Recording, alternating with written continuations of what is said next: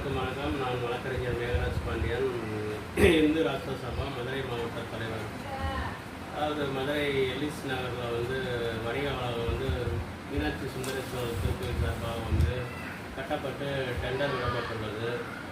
அந்த டெண்டர் விதிமுறையின்படி கடைக்குள்ள அடுப்பு வைக்கவோ ஹோட்டல் நடத்துவதற்கோ அனுமதி கிடையாது.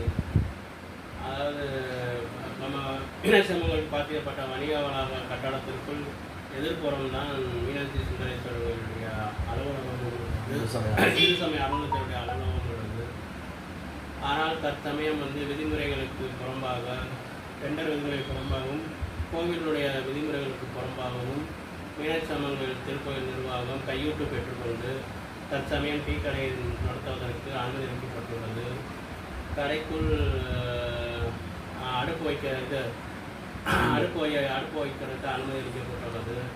இது திருக்கோயில் நிர்வாகம் கையூட்டு பெற்றுக்கொண்டு அனுமதி அளித்துள்ளதா என்ற சந்தேகம் பொதுமக்கள் மத்தியில் இருந்துள்ளது. இது சம்பந்தமாக திருக்கோயிலுடைய மீனாட்சி சுந்தரேஸ்வரருடைய திருக்கோயில் இணை ஆணையரை தொலைபேசியில் தொடர்பு கொண்டு புகார் அளித்துள்ளோம். அவர் நடவடிக்கை எடுப்பார் என்று நம்புகிறோம்.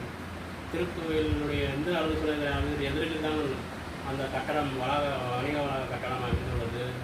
அதிகாரிகள் மௌனம் சாதிப்பது ஏன்? அதிகாரிகள் மெத்தன போக்குடன் செயல்படுகிறார்கள். கையூட்டு பெற்றுக்கொண்டு திருக்கோவிலில் முறைகேடுகள் நடைபெற்று வருவதற்கு இது ஒரு உதாரணம்.